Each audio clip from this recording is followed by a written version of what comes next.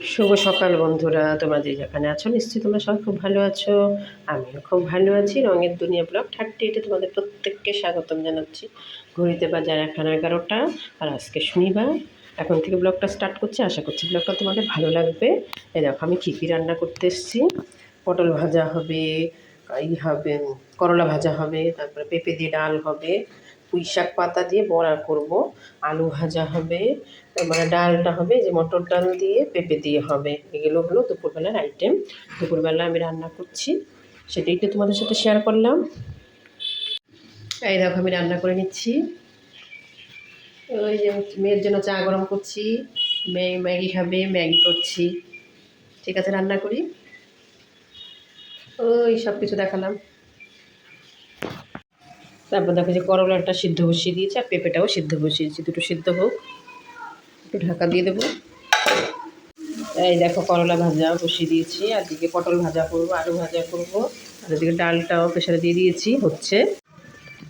এই দেখো আমার করলাগুলো ভাজা হয়ে গেছে, আমি করলাগুলো তুলে নিচ্ছি।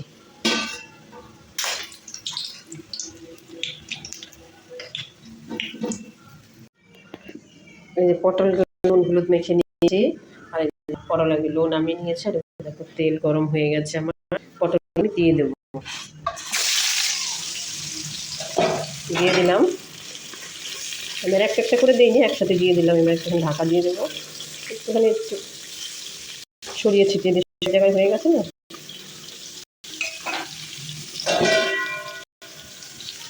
আমি ঢাকা দিয়ে দিই পটলগুলো। আর ওদিকে ডালটা আমার সিদ্ধ হয়ে গেছে, ডাল ফোড়ন। এই দেখো পটলগুলো আমার ভাজা হয়ে গেছে, লাল লাল হয়ে গেছে পটলগুলো একদম, মানে পুরো একটু ভাজা হয়ে গেছে। আমি পটল ভাজাগুলো দেখো তুলে নিচ্ছি।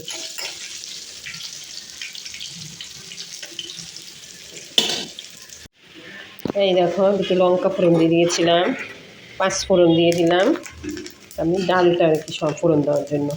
এবার হলুদও দিয়ে দিলাম, কারণ আমি ইয়ের সময় প্রেশার কুকারে সিদ্ধ করেছি না, তখন আমি আর হলুদটা দিইনি, এখন দিয়ে দিলাম। এদিকে আলু ভাজা হচ্ছে, আর এদিকে ডালটা ফোড়ন দেবো। আর এই দেখো ডালটা আমার, পেঁপেটা তো আমি আগেই সিদ্ধ করে নিয়েছিলাম, এবার ডালটা আমি দিয়ে দেবো। এই দেখো ডালটা আমি দিয়ে দিলাম।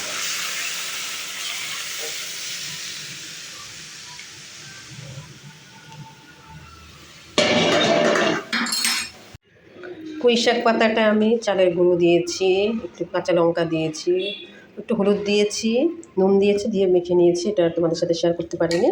তারপরে দিকে দেখো তেলও দিয়ে দিয়েছি কড়াইতে আমি, তারপরে এক এক করে বড়াগুলো দিয়ে দিচ্ছি আর কি।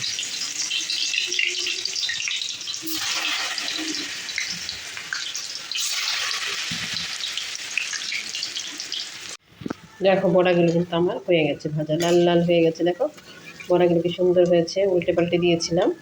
এখন বড়াগুলো আমি তুলে নিচ্ছি। এই দেখো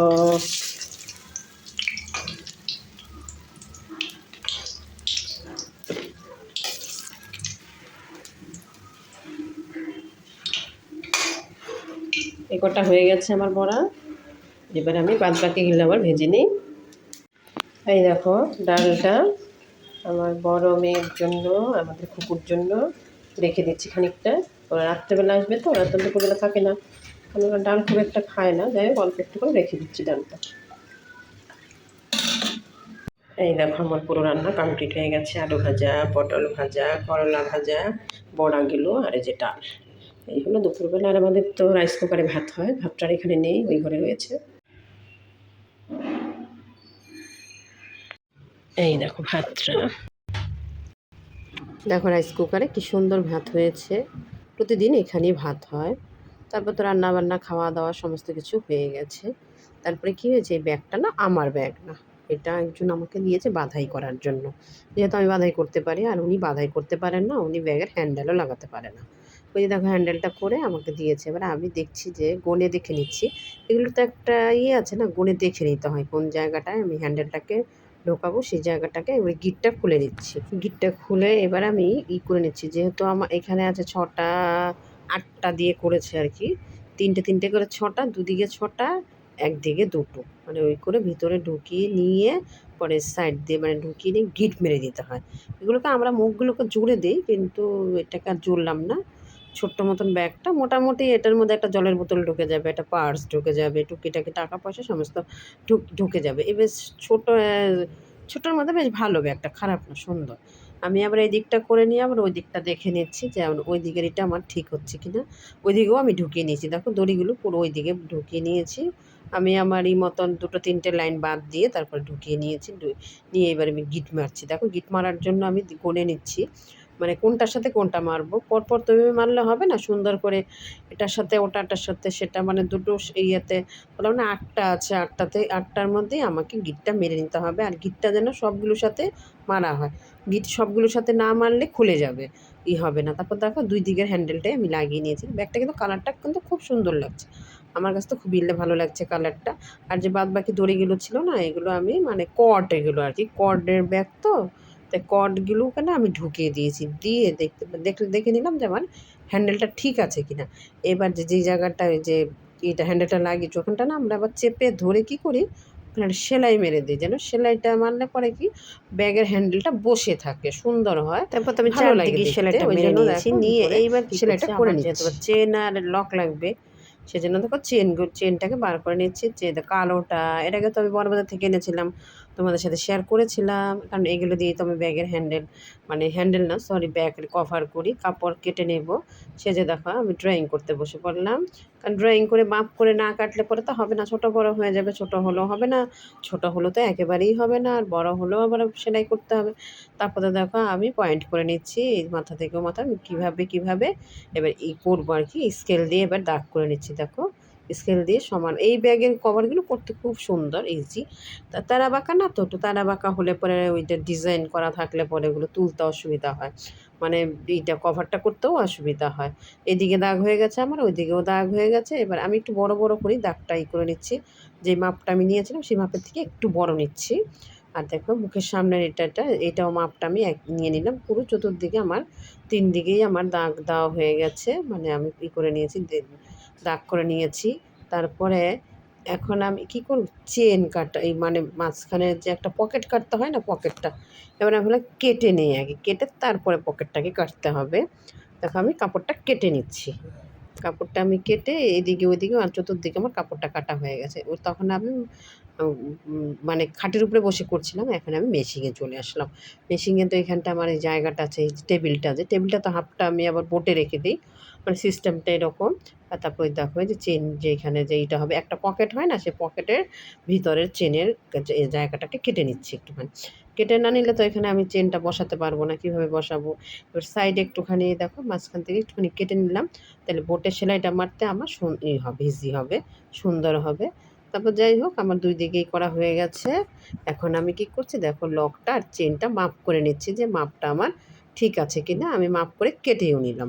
এবার ওই দিকটা হয়ে গেছে, মানে এখন আমি যে উপরের যে চেনটা হবে, উপরের চেনটাও আমাকে কেটে নিতে হবে। আমি ভাবলাম কি আগে পকেটটা কেটে নিই। এই দেখো পকেটের জন্য আমি কাপড়টা কেটে নিচ্ছি, কারণ পকেটে যে আমরা যে কাপড় কাটার পরে এই কাপড়গুলো না এই যে ঝুলে থাকে, হয়ে থাকে, এই কাপড়গুলো কেটে প্লেন করি না, কারণ কখন কোন ব্যাগে ছোট বড় মাঝারি কীরকম সাইজ লাগে সেটা তো ব্যাগের উপর ডিপেন্ড করছে না। দেখো দুটো আমার কাটা হয়ে গেছে, আমি দুটো তার আমার লাগবে না, একটাই। দেখো আমি এইটা কেটে নিলাম, চেনটা ওইটা হয়ে গেছে মানে পকেটেরটা। এবার আমি আরেকটা লক নিয়ে নিলাম, আরেকটা লক নিয়ে যে সামনের যে চেনটা হবে সেটার লকটা আমি ঢোকাবার জন্য এই দেখো আমি কীভাবে এইটা আমি চেনটার মধ্যে ঢোকাচ্ছি সেটাই তোমাদের সাথে একটু শেয়ার করছি। দেখো যে শক্ত যেইগুলো হয় না চেনের, যে মানে এটাকে কী বলে আমি ঠিক জানি না, যাই হোক আমি দেখো লকটাকে ঢুকিয়ে নিলাম, কারণ আমরা এইভাবে চেন কিনে নিয়ে আসি আলাদাভাবে, বা লকটাও আলাদাভাবে কিনে নিয়ে আসি। এরকম আমি অনেক মেয়ের জামার চেনও লাগিয়েছি, মানে কুর্তি টুর্তিরও লাগানো যায়, বেশ সুন্দর, খারাপ না, ভালোই। আর তাছাড়া আমি এমনিও অনেক চেন মানে নিয়ে এসেছিলাম, যে জামাতে যেগুলো লাগাতে হয় সেগুলো আমার কাছে আছে, অনেকে আমার কাছ থেকে লাগিয়ে নিয়ে যায়। দেখো পুরো মাপ করে পুরো এটা আমি সমানভাবে পুরো আমার দেখো পুরো কাটা কমপ্লিট হয়ে গেছে। এবার আমি এগুলোকে গুছিয়ে আগে রেখে নিই। তারপর দেখো মেশিনে বসে গেছে, মেশিনটা না সেই থেকে আমার কি হয়েছে, কোথায় কি হয়ে আছে আমি নিজেও বুঝতে পারছি না, হাত দিয়ে সেরমভাবে চলছে না। মেশিনে যদি কাজ করি আমি গড় করে মেশিনটা চলবে, আমি তাড়াতাড়ি আমার কাজও হয়ে যায়, আর বারবার সুতো কাটছে, আমার বিরক্ত হয়ে যাচ্ছি কাজ করতে এসে। মনে হচ্ছে যে আমার হাত মেশিন, এটা আমি হাতে চালাচ্ছি, হাত দিয়ে করতে করতে না হাত ব্যথা হয়ে যাচ্ছে। এটা কিন্তু আমি ফাস্ট করে দিয়েছি, তাই জন্য মনে হচ্ছে যে জুড়ে চলছে, আদৌ কিন্তু না, আমি হাত দিয়ে দিয়ে চালিয়ে চালিয়ে করছিলাম। এই দেখো আমার পরে এইদিকে সেলাইটা হয়ে গেছে, যে আমি এটা চেনটা যে ভিতরে যে পকেটের চেনটা ওটা কিন্তু আমার হয়ে গেছে। এবার যে নিচে যে কাপড়টা হয় এটা, এইগুলো তো আমি অনেকবার শেয়ার করেছি তোমাদের সাথে, আমি কীভাবে কীভাবে কভার করি সমস্ত A to Z তোমাদের সাথে তো আমি সবসময় শেয়ার করি, যখন যেটা করি তখনই তো সেটা শেয়ার করি। তারপর তো দেখো এই যে আমি পকেটের যে কাপড়টা ওটা চেনের এই উপরে বসিয়ে সেলাইটা করব। সেলাইটা করার জন্য কাপড়টাকে আমি আবার সুন্দর করে বসিয়ে নিলাম, কারণ না বসালে পরে না সেলাইটা সুন্দর হবে না। যত সুন্দর বসাবো ততই দেখো এই যে তোমরা কতটা বুঝতে পারছো জানি না। যেই সেলাইটা আমার 10 মিনিটে হয়ে যাবে সেই সেলাইটা আমার 1.5 ঘন্টা টাইম লেগেছে। এই হাত দিয়ে দিয়ে দিয়ে দিয়ে দিয়ে নড়ছে আর না মেশিন, এই মেশিনের দাদাকে ডাকতে হবে, জানি না, বুঝতে পারছি না। এটা আগে তো ওই যে মেশিনটা ঝালাই করে আনলাম, ঝালাই করে আনার পরে তো কিছু মানে বুঝতে পারছি না দড়িটার জন্য হচ্ছে না কি হচ্ছে, দড়িটার জন্য কেন হবে কিছুই আমি বুঝতে পারছি না আমার মেশিনে কী হয়েছে।